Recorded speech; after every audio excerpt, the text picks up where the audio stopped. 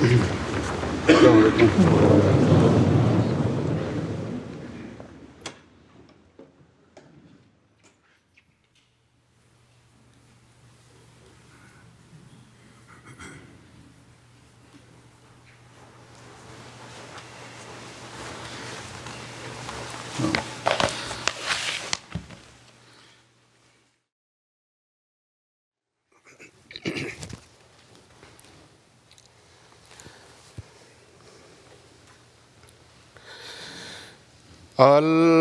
الله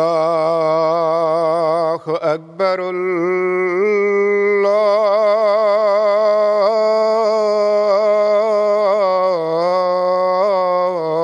الله أكبر. الله أكبر.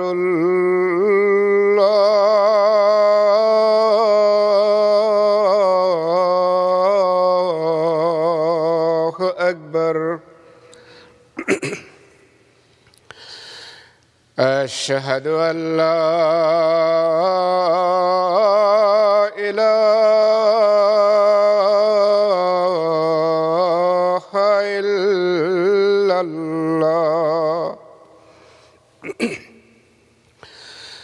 أشهد أن لا إله إلا الله. أشهد أن محمدًا رسول الله.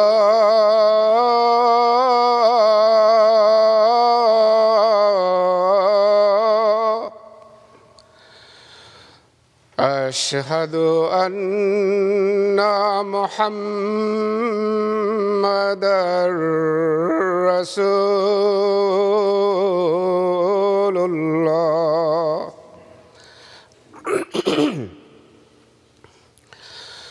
حي على الصلاة.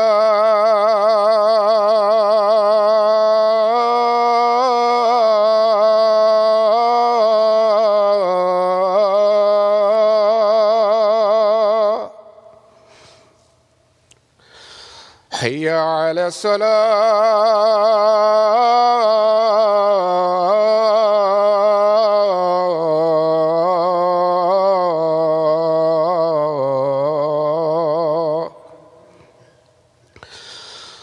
حي على الفلاح.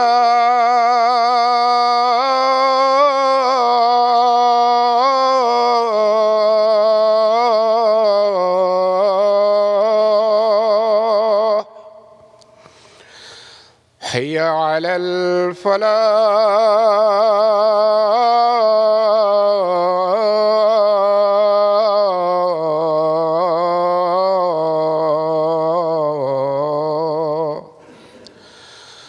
الله أكبر.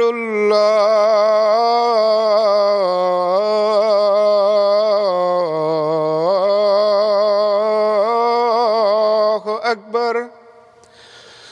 لا إله إلا الله.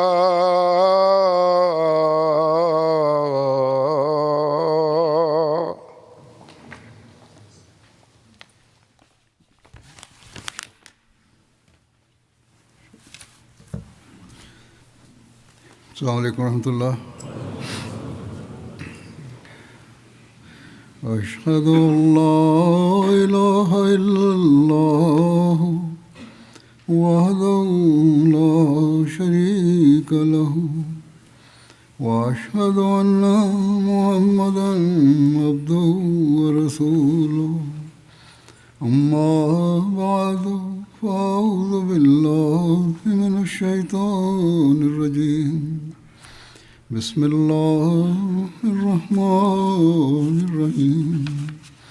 الحمد لله رب العالمين. الرحمن الرحيم. مالك يوم الدين. إياك نعبد وإياك نستعين.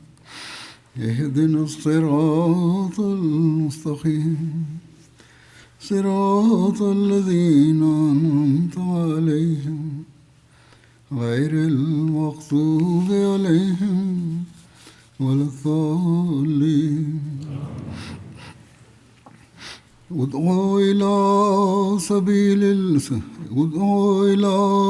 سبيل ربك بالحكمة والموعظة الحسنة وجادلهم بالتي هي أحسن إن ربك هو أعلم بمن ضل عن سبيله وهو أعلم بالمهتدين.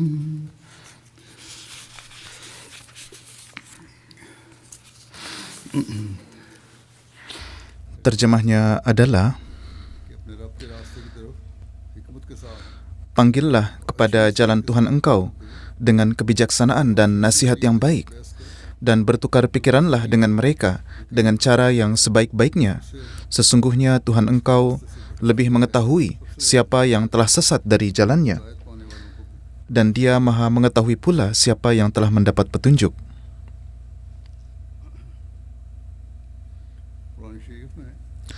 Allah Ta'ala di dalam Al-Quran Suci, dalam ayat ini dan juga dalam banyak ayat-ayat lainnya di mana Allah memerintahkan untuk bertablik, di sana Allah memberikan petunjuk untuk melakukan tablik dengan cara yang terbaik, dan Dia memerintahkan untuk memberikan nasihat supaya hal itu juga berpengaruh dan memberikan manfaat kepada orang lain. Dan siapa saja yang mengamalkan ini, tablik mereka senantiasa membuahkan hasil dan membawa warna. Dengan karunia Allah Ta'ala, mereka berhasil mencapai kesuksesan yang sangat besar. Jadi, prinsip ini senantiasa harus dijadikan pedoman. Pada zaman sekarang, karena adanya media sosial, orang-orang menganggap bahwa tablik itu sangat mudah. Mereka yang memiliki minat berusaha melakukan pekerjaan ini dengan penuh semangat, atau ada juga sebagian yang pergi ke tempat-tempat umum di negara-negara yang mengizinkannya. Sementara di Pakistan dan beberapa negara lain tidak diizinkan, bahkan tablik pun tidak diizinkan. Maka mereka yang memiliki minat untuk melakukan tablik ini menyalurkannya di sana. Ini adalah hal yang baik. Tetapi untuk tablik juga ada beberapa syarat dan adab yang senantiasa harus dijadikan pedoman. Jika tidak, akan memberikan pengaruh yang sebaliknya. Sebagaimana Allah Ta'ala telah berfirman dalam ayat ini juga, maka dari itu pahamilah hal ini dan kemudian bertabliglah. Hal ini karena sebagian orang memberikan pengaruh negatif kepada orang lain melalui tablik mereka, dan alih-alih memberikan pengaruh positif, justru memberikan pengaruh yang sebaliknya. Dan terkadang orang-orang non-Ahmadi mendapatkan kesempatan untuk mengajukan keberatan terhadap jemaat dan juga terhadap ajaran jemaat, yang mana itu jauh dari kebenaran. Kemudian sebagian orang yang baru saja memasuki medan ini dan mereka menganggap bahwa mereka memiliki dalil-dalil yang kuat, padahal mereka tidak memiliki dalil-dalil dan tidak dapat meyakinkan para penentang atau tidak dapat memberikan dalil yang kuat, maka mereka menjadi putus asa. Padahal tidak ada alasan untuk putus asa. Dengan karunia Allah Ta'ala kita memiliki dalil-dalil. Ya, ini adalah perkara lain jika seseorang tidak memiliki pemahaman tentangnya dan tidak dapat menjelaskannya. Apapun yang disampaikan oleh Jemaat Ahmadiyah dengan karunia Allah Ta'ala dilakukan dengan hikmah dan dalil-dalil, dan dilakukan sesuai dengan ajaran yang telah diberikan Allah Ta'ala kepada Rasulullah SAW dalam Al-Quran Suci, dan yang telah diamalkan sendiri oleh Rasulullah SAW. Jadi, hendaklah selalu diingat bahwa tablik yang kita lakukan haruslah dilakukan dengan cara yang terbaik. Pada suatu kesempatan, Hazrat Masih Maud alaihissalam memberikan nasihat yang sangat penting mengenai hal ini, yaitu tentang tablik. Beliau bersabda, "Saya ditanya, apa yang harus dilakukan untuk menyebarkan ajaran Islam di Amerika dan Eropa? Bukankah tepat supaya sebagian Muslim yang menguasai bahasa Inggris dari kalangan Muslim sendiri pergi ke Eropa dan Amerika dan menyampaikan tujuan-tujuan Islam kepada orang-orang melalui ceramah dan nasihat. Yakni jika menguasai bahasa, lantas hendaklah melakukan tablik. Beliau bersabda, tetapi saya pada umumnya tidak akan pernah menjawabnya dengan ya. Ini adalah perkara yang sangat penting. Sebagaimana yang telah beliau sampaikan, bahwa hanya dengan menguasai bahasa Inggris atau bahasa apapun tidak berarti seseorang memiliki pengetahuan tentang agama, melainkan ada banyak persyaratan lain yang diperlukan. Dalam hal ini, seorang perlu meningkatkan wawasan ilmu pengetahuannya, sebagaimana yang telah saya sampaikan sebelumnya juga. Di sini juga di berbagai tempat, banyak yang melakukan tabliknya, tetapi mereka tidak dapat memberikan jawaban lengkap terhadap pertanyaan-pertanyaan para penentang, dan tidak dapat memberikan jawaban dengan pengetahuan yang lengkap. Demikian pula halnya di media sosial, sebagaimana yang telah saya sampaikan sebelumnya.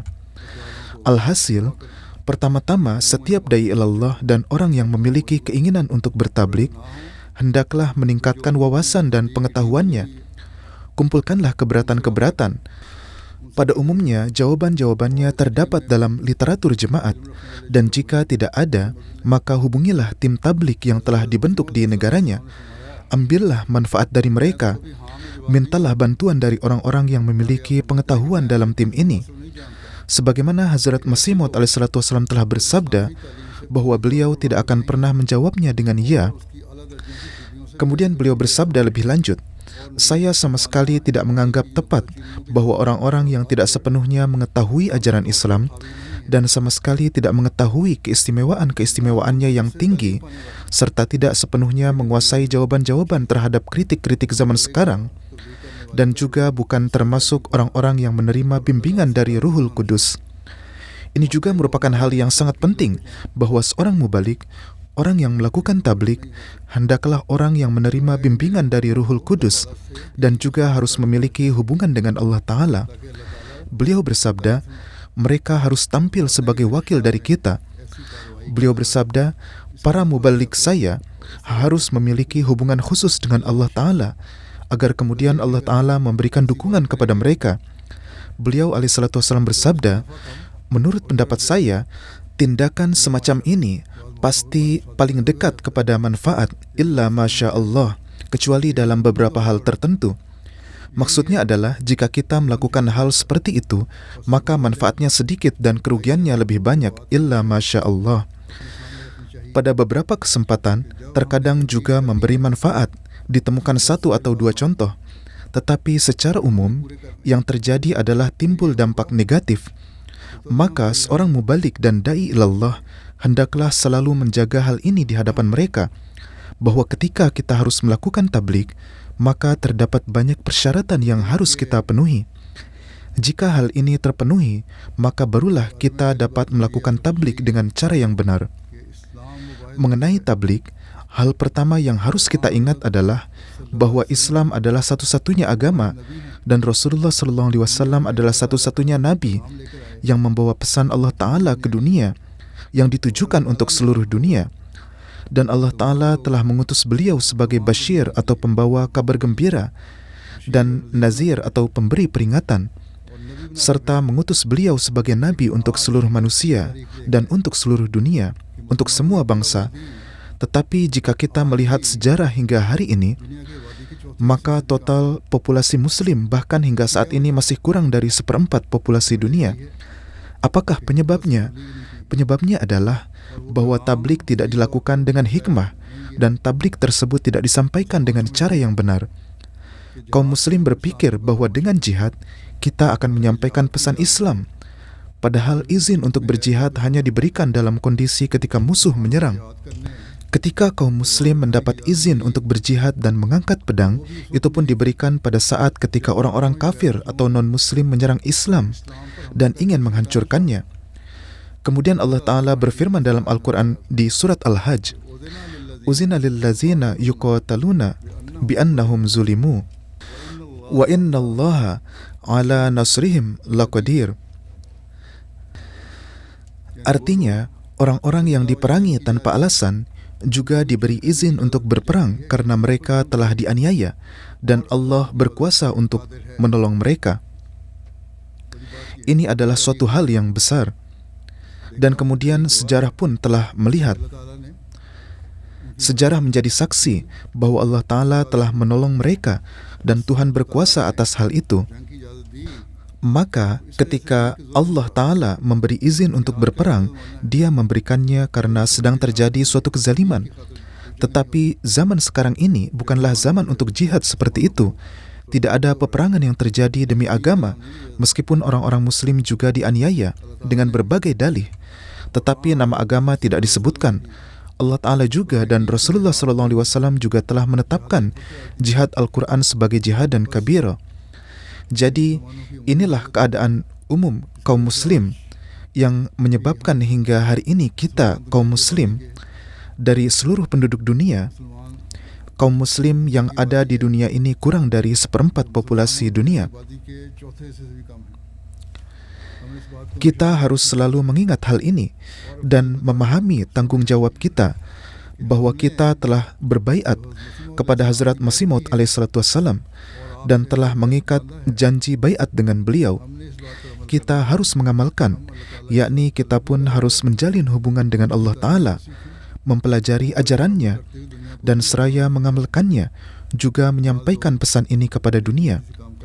Sebagian orang melakukannya dengan niat baik, sebagaimana saya sampaikan di awal, tetapi mereka tidak memiliki pengetahuan yang mumpuni, atau tidak memiliki suatu standar hubungan dengan Allah yang seharusnya dimiliki seorang da'i ilallah, yang akibatnya kemudian mereka mengalami kekecewaan.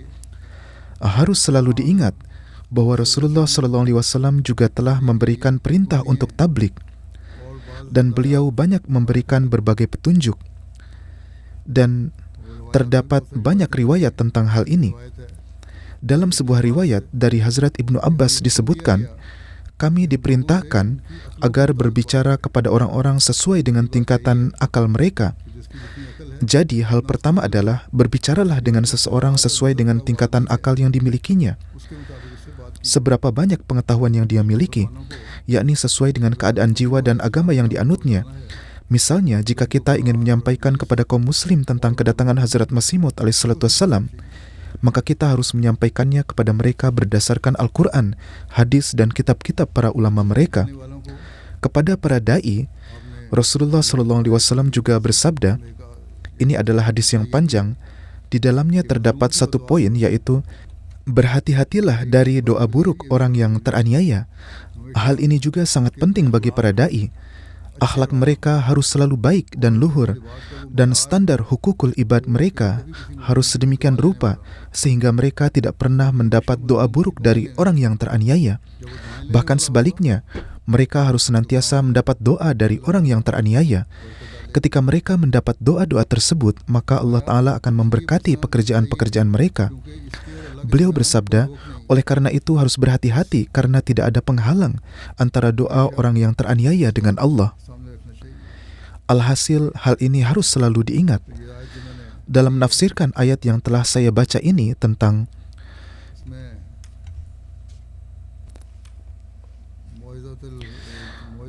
Mau'izatil Hasanah, Hazrat Masih Maud alaihissalam bersabda di suatu tempat bahwa Allah telah mewajibkan kepada kita agar menghilangkan tuduhan-tuduhan palsu dengan hikmah dan Mau'izatul Hasanah.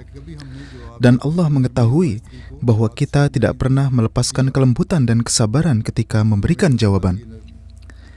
Artinya kelembutan harus selalu digunakan. Beliau menjelaskan keadaan beliau sendiri. Aku memberikan jawaban dengan kelembutan dan kesabaran. Ini selalu menjadi prinsip saya. Dan Allah Ta'ala menjadi saksi atas hal ini. Dan aku selalu menggunakan kata-kata yang lembut dan halus. Jadi inilah cara tabligh yang harus kita jalankan. Oleh karena itu, orang-orang yang ketika melakukan tabligh lantas menggunakan bahasa lawan karena emosi, mereka harus ingat bahwa tabligh kita harus tetap berada dalam lingkup akhlak. Mereka, para penentang, tidak memiliki dalil. Itulah sebabnya mereka menggunakan bahasa yang kasar. Tetapi jika kita juga menggunakan bahasa yang kasar, ini berarti kita juga tidak memiliki dalil apapun. Beberapa orang mengatakan bahwa Hazrat Masih Maud alaihissalam juga telah bersikap keras. Hal pertama adalah, Seperti yang telah saya jelaskan, beliau tidak bersikap keras, dan di tempat di mana beliau memperlihatkan sikap keras, di sana beliau memberikan jawabannya kepada orang-orang bahwa kecuali dalam keadaan di mana terkadang setelah menerima tulisan-tulisan yang sangat keras dan menghasut dari pihak lawan, kami menggunakan sedikit ketegasan yang di dalamnya terkandung kemaslahatan dengan tujuan agar kaum itu dengan cara ini, yakni setelah mendapatkan balasan yang setimpal, dapat meredam gejolak biadabnya. Niat di sini adalah baik, dan ketegasan ini bukanlah karena gejolak hawa nafsu dan bukan karena kemarahan, melainkan semata-mata untuk mengamalkan ayat wajadilhum billati hiya ahsan, yakni menempuhnya sebagai suatu bentuk strategi. Ketegasan yang telah saya lakukan ini bukanlah karena dendam hati. Ini dilakukan untuk memberikan pelajaran, dan yang kedua adalah untuk meredam gejolak orang-orang di antara kaum muslimin yang sedang bergejolak, agar tatkala saya memberikan jawaban, maka orang-orang muslim juga tidak akan mengambil langkah yang salah dan tidak akan melakukan kekerasan. Beliau bersabda bahwa itu juga dilakukan pada saat penghinaan dan bahasa kasar dari pihak lawan telah mencapai puncaknya. Kata-kata saya yang tertera dimanapun itu adalah ketika terjadi perlawanan. Saya menggunakan ketegasan karena bahasa kasar mereka. Mengapa dilakukan? Karena caci makian, penghinaan dan ucapan kasar mereka terhadap Islam dan Rasulullah SAW telah mencapai puncaknya. Ketika mereka telah melampaui batas, pada saat itulah dilakukan.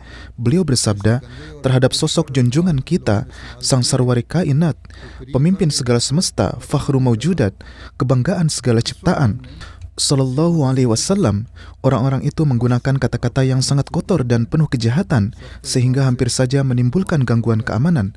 Pada saat itulah kami menggunakan strategi penuh hikmah ini. Oleh karena itu, beliau dalam berbagai kitab beliau telah melarang jemaat dari menggunakan kata-kata keras dan bersabda demikian. Di beberapa tempat, saya menggunakan kata-kata ini karena beberapa keterpaksaan. Tetapi kalian harus bersikap lemah lembut. Kalian tidak boleh menggunakan kata-kata yang keras. Dan dalam ketegasan ini, beliau telah berbicara dengan merujuk pada apa yang telah mereka lakukan sebelumnya. Dan beliau tidak menggunakan cacian dan bahasa kotor seperti mereka. Kemudian demikian pula dalam menafsirkan ayat ini beliau bersabda, Al-Quran berfirman, "Wala tujadilu ahlal kitabi illa billati hiya ahsan." Ini adalah ayat surat Al-Ankabut. Artinya adalah, dan janganlah berdebat dengan ahli kitab kecuali dengan dalil yang paling baik. Dan Allah Ta'ala berfirman, "Ud'u ila sabili rabbika bil hikmati wal mau'izatil hasanati wajadilhum billati hiya ahsan." Maknanya adalah, berdebatlah dengan orang-orang Kristen dengan cara yang baik dan dengan cara yang memberikan manfaat, yakni harus tetap menggunakan cara yang penuh hikmah dan corak penuh nasihat yang memberikan manfaat kepada mereka. Dan inilah pedoman bagi siapapun yang bertabligh kepada penganut setiap agama, baik kepada Yahudi, Kristen, Hindu, atau pada saat ini kepada orang-orang Muslim yang tidak menerima Masih Maud alaihissalatu wassalam. Inilah nasihat bagi yang ingin bertabligh kepada mereka, bahwa mereka harus menempuh cara yang penuh hikmah dan yang penuh dengan nasihat.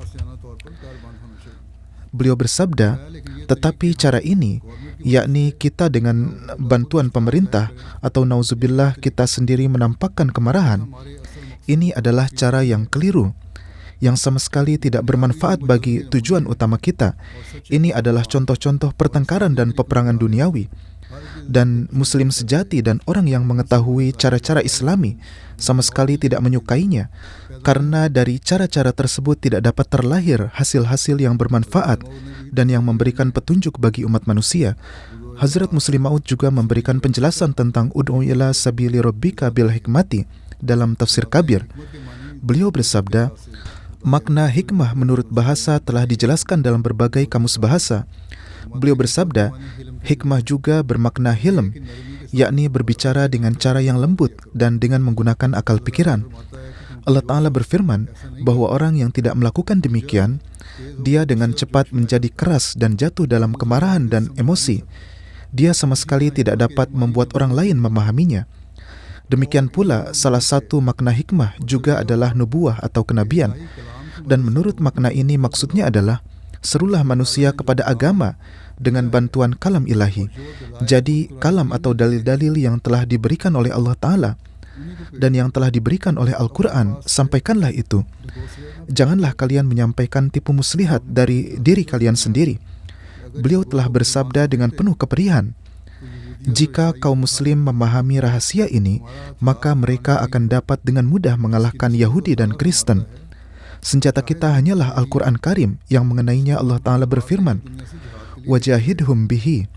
Keluarlah untuk berjihad kepada dunia dengan mengambil pedang Al-Quran ini.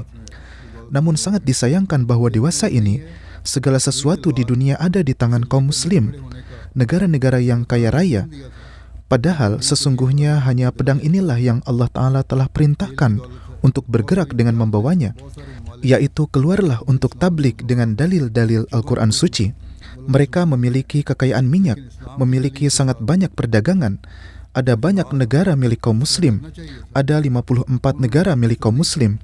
Tetapi jihad yang seharusnya dilakukan sesuai dengan ajaran Islam, mereka tidak melakukannya dengan cara demikian. Kemudian beliau bersabda, menurut kamus, salah satu makna hikmah juga adalah yang mencegah dari kebodohan. Menurut ini, maka makna ayat tersebut menjadi, berbicaralah kalian dengan cara yang dapat dipahami orang lain, dan darinya kesalahpahaman mereka dapat dihilangkan, yaitu perkataan itu haruslah menghapus kebodohan dan sesuai dengan pemahaman pendengar.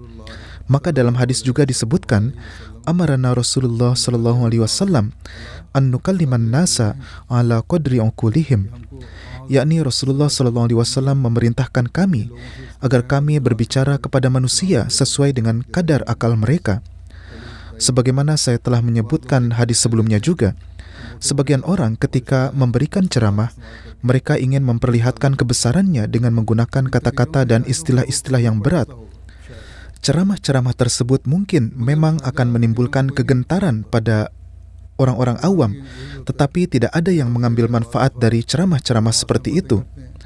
Sekarang di sini juga demikianlah yang terjadi ketika kita berbicara dengan orang luar atau kadang-kadang dengan para ulama, mereka berbicara dengan nada pembicaraan seperti itu. Tetapi jika kita pun berbicara dengan cara demikian, maka mereka entah akan mendapat manfaat atau tidak. Tetapi akhirnya orang awam tidak akan dapat memahami hal yang sebenarnya. Mereka hanya akan terjebak dalam lingkaran permainan kata-kata. Ketika dijelaskan dalam bahasa yang mudah, maka mungkin saja di antara para pendengar ada banyak orang yang dapat memahami pembicaraan dalam bahasa yang mudah, dan mereka ingin memberikan perhatian lebih kepada pembicaraan Anda dengan mendengarkannya daripada kepada orang-orang yang berbicara dengan permainan kata-kata. Kemudian beliau bersabda, perkataan yang sesuai dengan kebenaran juga disebut hikmah. Ini juga tertulis dalam kamus. Berdasarkan makna ini, arti ayat ini adalah, ucapkanlah perkataan yang benar dan sesuai dengan fakta. Sebagian orang yang berpikir bahwa mereka tengah menyeru kepada agama yang benar, terkadang mereka juga menyampaikan hal-hal yang keliru. Terkadang dalam bertablik, orang-orang melakukan mubalagah atau menggunakan kata-kata yang berlebihan.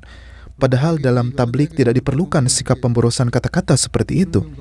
Sampaikanlah ajaran Al-Quran, sampaikanlah hadis-hadis, sampaikanlah kalam Hazrat Masih Maud alaihissalam dan lakukanlah tablik. Kemudian serahkanlah urusan kepada Allah Ta'ala. Beliau bersabda, ini adalah cara yang salah, yakni menyampaikan hal-hal yang salah. Katakanlah hal yang benar dalam menghadapi musuh. Jangan sampai kalian sendiri menjadi sesat ketika memberikan petunjuk kepada orang lain. Sebagaimana Allah Ta'ala berfirman, la yadurrukum man dhalla izah tadaitum. Jika kalian tetap teguh dalam petunjuk, maka janganlah kalian khawatir apakah orang lain sesat atau tidak. Kesesatan orang lain tidak akan membahayakan kalian. Jadi jagalah diri kalian sendiri, yaitu janganlah mengatakan suatu perkataan yang merupakan dosa atau kesalahan dengan pemikiran bahwa melalui itu aku akan memberikan petunjuk kepada orang lain. Ketika petunjukmu dan petunjuk orang lain bertabrakan, maka pada saat itu renungilah petunjukmu sendiri dan serahkanlah petunjuk orang lain kepada Allah. Karena Allah Ta'ala tidak menyukai bahwa seorang mukmin menjadi kafir dan seorang kafir menjadi mukmin. Dia menginginkan untuk memberikan petunjuk kepada orang lain. Kemudian dalam menjelaskan makna kata hikmah ini, beliau juga menyebutkan dari kamus bahwa ucapan yang sesuai dengan tempat dan waktu juga disebut hikmah. Berdasarkan makna ini, arti ayat ini adalah bahwa dalam bertablik seorang harus berbicara sesuai pada tempatnya. Jika dari beberapa dalil ada kekhawatiran bahwa musuh akan terusik dan marah, dan ada kekhawatiran bahwa dia tidak akan mendengarkan perkataanmu dengan cara seperti itu, maka tidak tepat untuk mengusiknya tanpa alasan.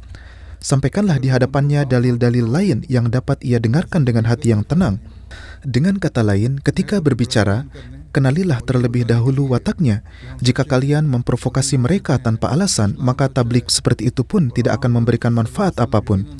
Hanya dengan tujuan menyatakan kebesaran diri sendiri dan memberitahukan bahwa kami benar, Masih Maud benar, Islam benar, dan Rasulullah SAW benar-benar adalah Nabi untuk seluruh dunia, maka mengatakan hal-hal ini hanya akan menimbulkan kemarahan jika dilakukan tanpa dalil. Berbicaralah dengan kebijaksanaan agar orang-orang juga dapat memahami hal-hal ini. Jadi inilah yang istimewa, bahwa Allah Ta'ala telah menjelaskan seluruh cara bertablik dalam kata-kata yang singkat. Dan inilah cara yang jika kita, orang-orang yang bertablik, mengamalkannya, maka insya Allah kesuksesan juga akan diperoleh. Kata itu adalah al-mau'izatul hasanah, yaitu perkataan yang melunakkan hati dan memberikan pengaruh yang mendalam pada mereka. Melalui nasihat ini, ditekankan kepada kaum muslim, janganlah memberikan dalil-dalil yang kering atau tidak mengandung nasihat. Sekarang dewasa ini adalah tugas Jemaat Ahmadiyah untuk menyampaikan tablik Islam ini kepada dunia. Setiap orang yang diajak berbicara, meskipun itu penentang, hendaknya diberitahukan bahwa dalam agama tidak hanya terdapat dalil-dalil yang kering atau tidak mengandung nasihat, melainkan ada berbagai kata-kata nasihat yang harus diamalkan. Kemudian Allah Ta'ala berfirman, lakukanlah juga hal-hal yang membangkitkan gejolak semangat, dan sertakanlah juga mau'izatul hasanah dengan hikmah. Dengan adanya kata hasanah ini, dijelaskan bahwa janganlah membangkitkan gejolak-gejolak yang keliru, sebagaimana halnya ulama-ulama yang jahiliyah di zaman sekarang, yang memprovokasi orang-orang tanpa alasan terhadap suatu kebenaran. Jadi dengan berfirman, wajadilhum billati hiya ahsan, Allah Ta'ala menjelaskan bahwa ketika berdebat dengan mereka, perhatikanlah juga hal ini, yaitu ketika berargumen dari berbagai dalil yang ada, jadikanlah dalil yang paling tinggi dan paling kuat sebagai pondasi dan pusat, dan jadikanlah dalil-dalil lainnya sebagai pendukungnya, karena dengan patahnya dalil pendukung, dalil utama tidak akan mengalami kelemahan apapun. Sebaliknya, jika titik pondasi itu lemah, maka dalil-dalil pendukung yang kuat pun tidak akan memberikan manfaat apapun. Kemudian Allah Ta'ala berfirman, Inna rabbaka huwa a'lamu biman dhalla an sabilih wa huwa a'lamu bil muhtadin. Sesungguhnya Tuhanmu, dialah yang paling mengetahui siapa yang telah tersesat dari jalannya, dan dialah yang paling mengetahui orang-orang yang mendapat petunjuk. Maka dalam ayat ini dijelaskan bahwa teruslah kalian melakukan tablik dengan sebaik-baiknya. Tetapi jika orang-orang tidak mau menerima, janganlah kalian menjadi putus asa dengan mengambil kesimpulan bahwa kita sama sekali tidak pandai melakukan tablik. Karena boleh jadi dalam tablik kalian tidak ada kekurangan apapun, tetapi hati orang yang diajak bicara telah tertutup oleh karat dosa-dosanya, sehingga Allah Ta'ala tidak membuka pintu hidayah untuknya. Intinya, kita harus tetap tekun dalam bertablik. Inilah hal yang utama. Tugas kita adalah terus melakukan tablik. Membuahkan hasil dan memberikan pengaruh adalah tugas Allah Ta'ala.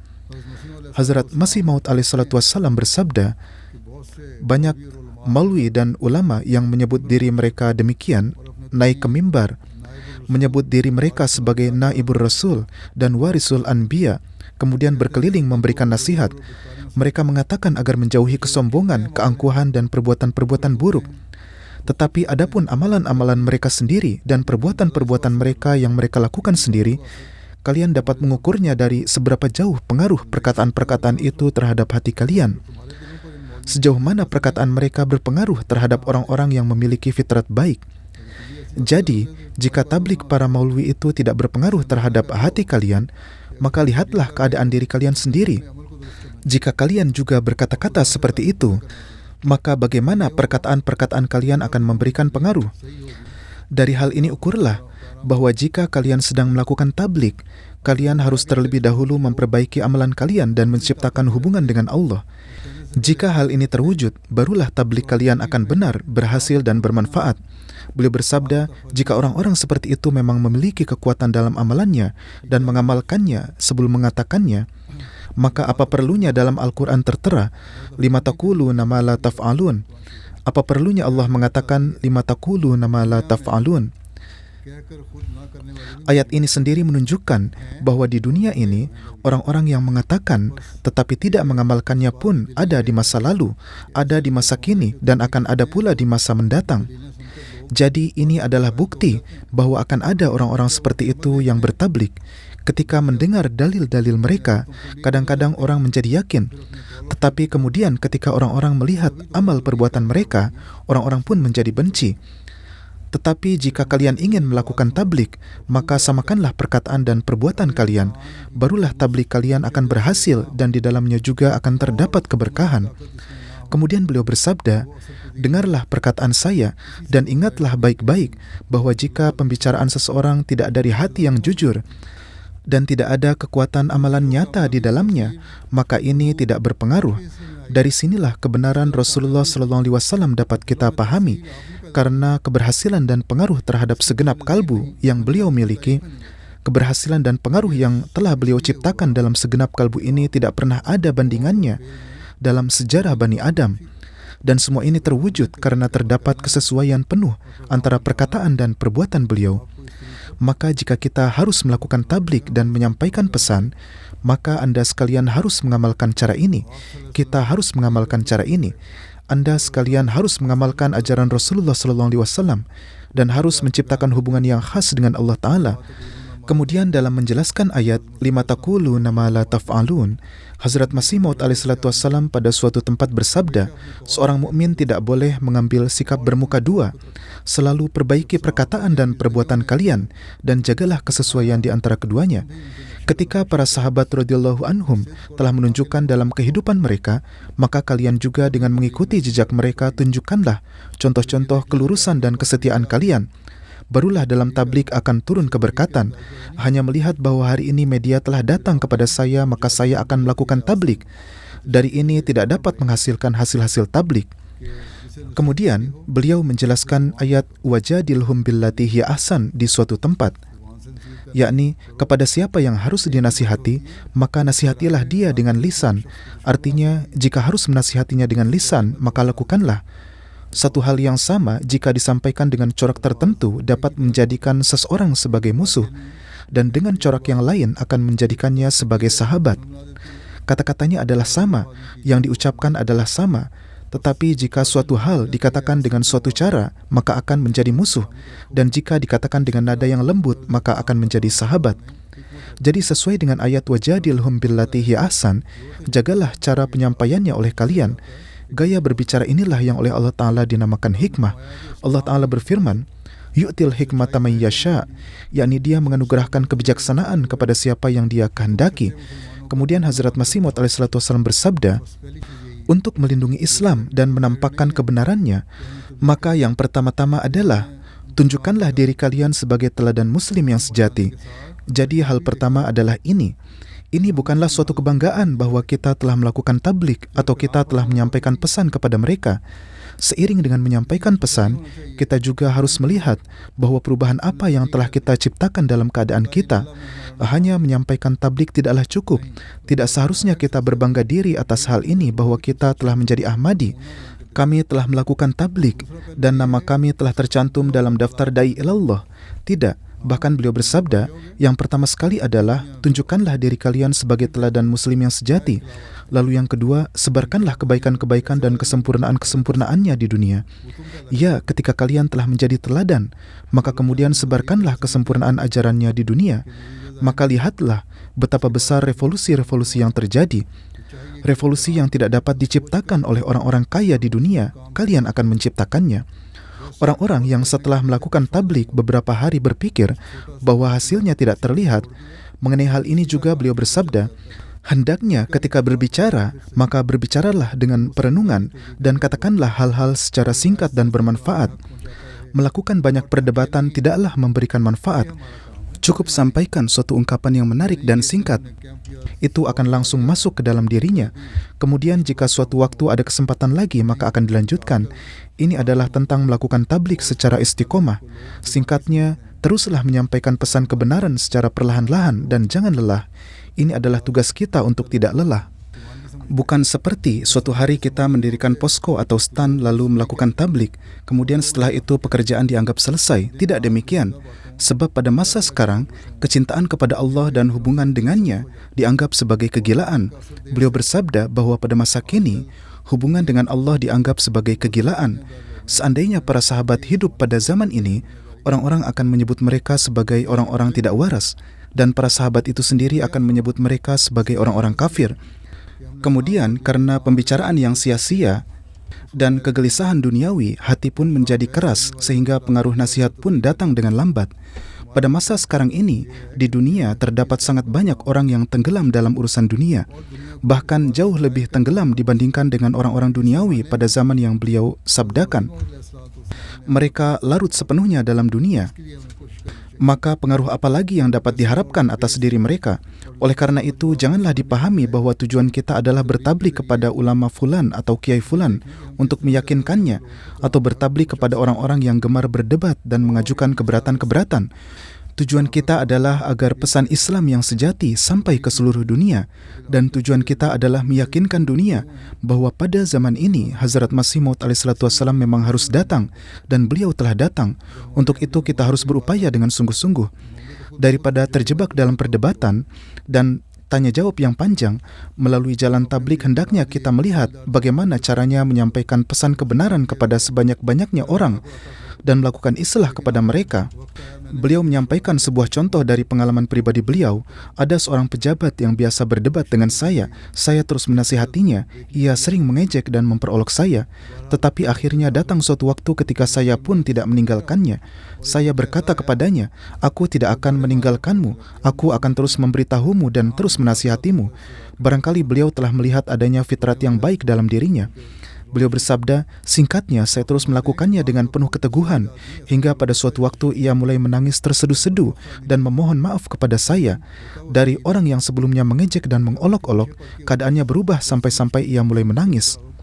Beliau bersabda lagi, terkadang seseorang yang baik tampak seolah-olah buruk dan jahat, padahal sebenarnya ia orang baik.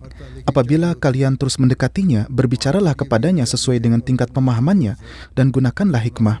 Beliau bersabda, ingatlah setiap gembok memiliki kunci. Demikian pula setiap pembicaraan memiliki kuncinya, yaitu cara yang tepat. Oleh karena itu, berbicaralah dengan cara yang tepat. Beliau bersabda, sebagaimana dalam obat-obatan ada obat yang bermanfaat bagi seseorang dan ada obat yang bermanfaat bagi penyakit tertentu, maka demikian pula setiap perkataan dapat bermanfaat bagi orang tertentu. Tidaklah benar bahwa satu jenis pembicaraan disampaikan secara sama kepada semua orang. Orang yang menyampaikan nasihat hendaknya tidak merasa sakit hati apabila ia dicela atau dikatakan buruk oleh orang lain, melainkan hendaknya ia terus melakukan tugasnya dan jangan merasa lelah. Watak orang-orang kaya sangatlah halus dan mereka sering lalai karena urusan dunia. Mereka tidak mampu mendengar banyak nasihat sekaligus. Oleh karena itu, mereka harus dinasihati pada kesempatan tertentu, dengan cara tertentu, dan dengan kelembutan yang sangat. Setiap golongan harus diberi nasihat, orang-orang kaya maupun orang-orang miskin. Selanjutnya, beliau mengemukakan contoh Hazrat Ibnu Arabi. Beliau bersabda, beliau menuliskan bahwa mengapa Allah Ta'ala memerintahkan Nabi Musa untuk bersikap lemah lembut terhadap Fir'aun. Rahasianya adalah bahwa Allah Ta'ala mengetahui bahwa pada akhirnya iman akan dianugerahkan kepadanya. Karena itulah kata amantu keluar dari mulutnya. Pada akhirnya, ketika ia hendak mati dan mulai tenggelam, kata itulah yang ia ucapkan, yaitu amantu. Hazrat Muslim Maud menjelaskan cara tabligh dengan mengemukakan contoh Nabi Yusuf. Beliau menuliskan, ketika Nabi Yusuf alaihissalam dimasukkan ke dalam penjara, di sana terdapat 2 orang tahanan lainnya. Dalam upaya menarik perhatian mereka, Nabi Yusuf menggunakan hikmah yang luar biasa.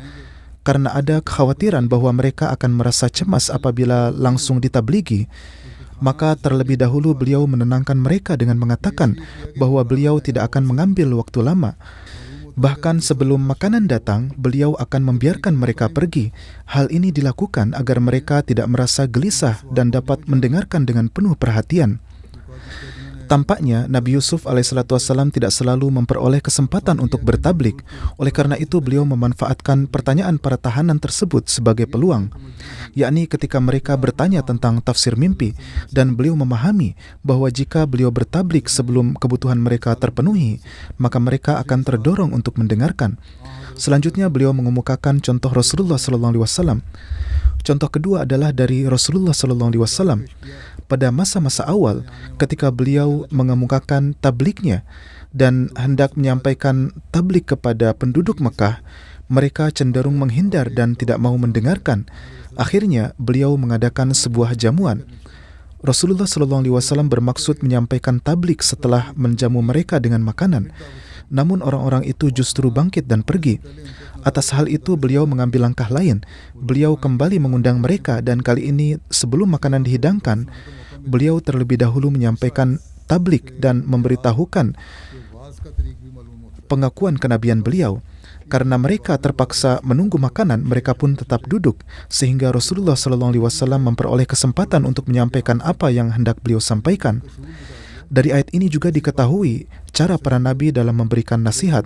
Oleh karena itu, dalam mengikuti mereka, ketika menyampaikan nasihat, hendaknya selalu diperhatikan agar pembicaraan itu tetap disampaikan, namun tidak terasa memberatkan bagi orang lain. Artinya, ada satu prinsip dan pedoman, sampaikanlah perkataan yang benar, tetapi lakukanlah dengan cara yang tidak menjadi beban bagi orang lain.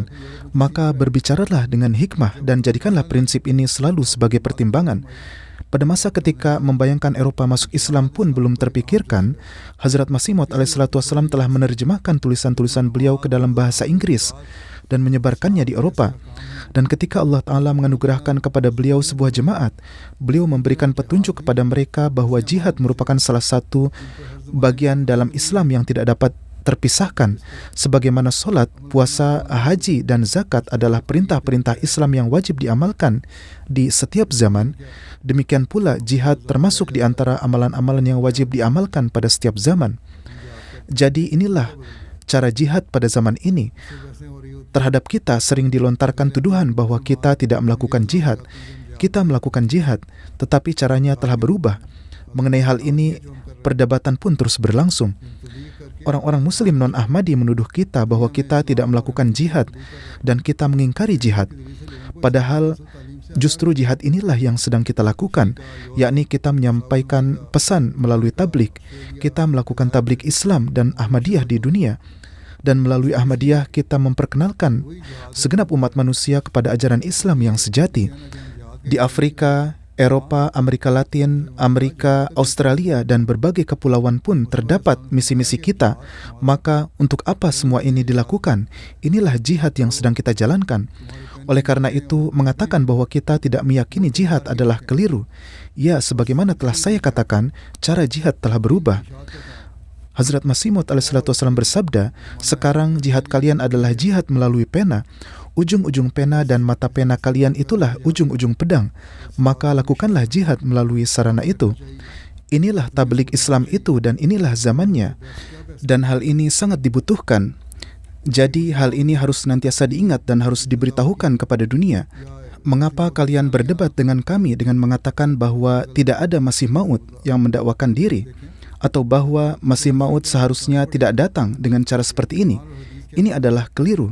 Di satu sisi kita harus melihat persoalan ini, dan di sisi lain kita harus menjelaskan kepada mereka dengan benar apa yang difirmankan Al-Quran dan hadis.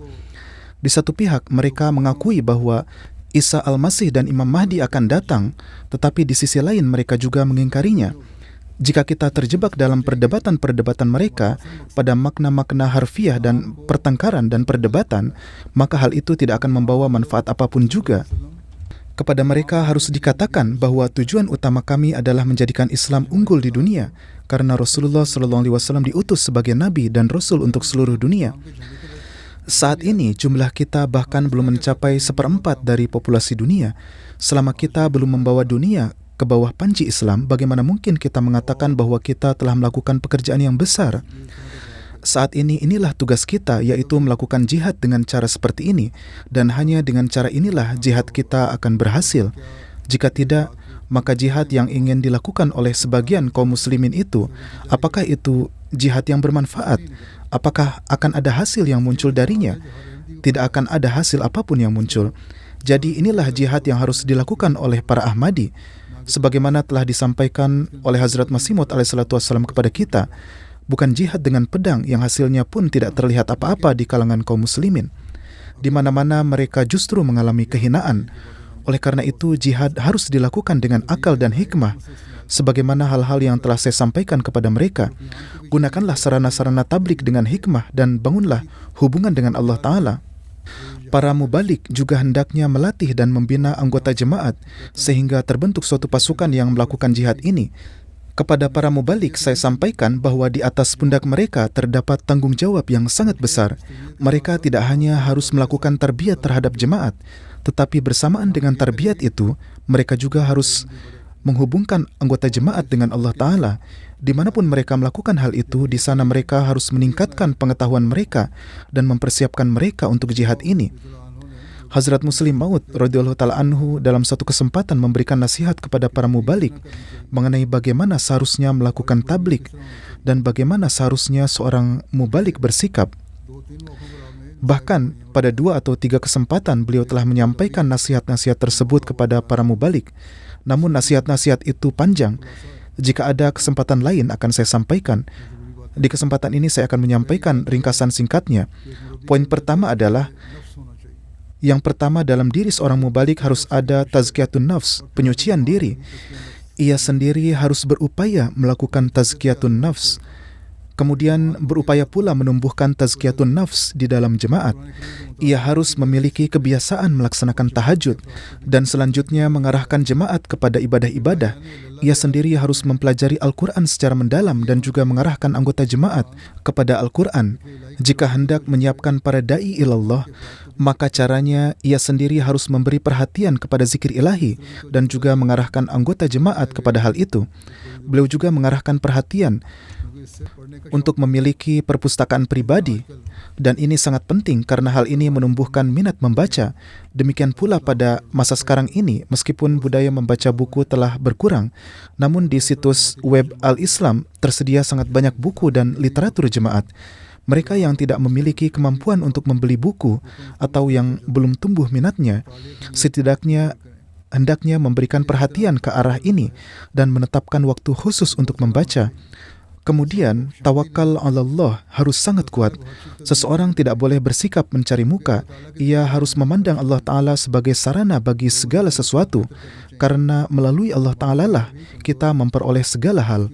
Hubungan dengan sesama manusia pun harus diperbaiki. Hubungan masyarakat kita juga lemah. Karena itu medan tablik pun menjadi terbatas. Perhatian terhadap hal ini juga perlu kita berikan. Sangat sedikit orang yang memberi perhatian pada pengembangan hubungan. Ketika kita berkembang dalam hal ini dan juga mengembangkan tim kita, maka medan tablik pun akan semakin terbuka.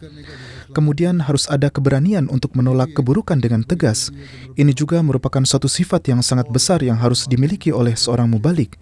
Dan sifat ini pun harus ia tanamkan di dalam jemaat. Harus ada kebiasaan bersikap istiqomah. Tidak seharusnya terjadi bahwa seseorang berbuat kebaikan selama beberapa hari, memperlihatkan semangat tablik atau melaksanakan ibadah, lalu setelah itu melupakannya. Tidak demikian. Sebaliknya, sebagaimana ia sendiri tetap teguh dan konsisten dalam perkara-perkara tersebut, demikian pula ia harus menumbuhkan ruh ini dalam jemaat. Ketika para mubalik sendiri mengamalkannya, maka di dalam jemaat pun ruh ini pasti akan tumbuh. Dengan demikian akan terlahir para da'i ilallah yang mampu memberikan jawaban kepada orang-orang dengan cara yang benar, dan keadaan mereka tidak akan berada dalam posisi terhina. Sebagaimana Hazrat Masih Maud alaihissalam telah bersabda bahwa orang-orang yang mempelajari bahasa tidak serta-merta memahami cara bertablik.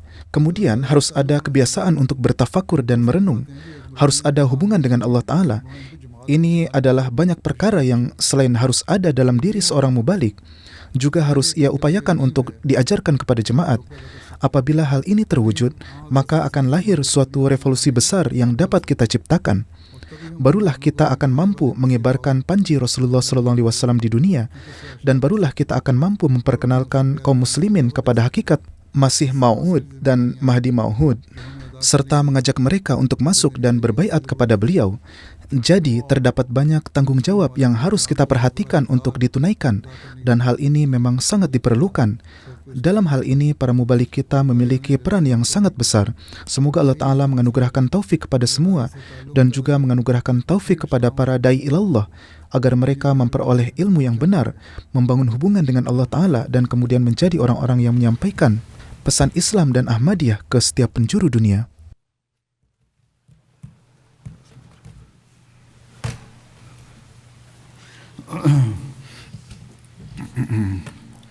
Alhamdulillah, alhamdulillah, nahmaduhu wa nasta'inuhu wa nastaghfiruhu wa nu'minu bihi wa natawakkalu alayhi wa na'udzu billahi min shururi anfusina wa min sayyiati a'malina. Man yahdihillahu fala mudilla lahu ومن يضلل فلا هادي له ونشهد أن لا إله إلا الله ونشهد أن محمدا عبده ورسوله. عباد الله رحمكم الله، عباد الله رحمكم الله، إن الله يأمر بالعدل والإحسان وإيتاء ذي القربى وينهى عن الفحشاء والمنكر والبغي يعظكم لعلكم تذكرون. اذكروا الله يذكركم وادعوه يستجب لكم ولذكر الله أكبر.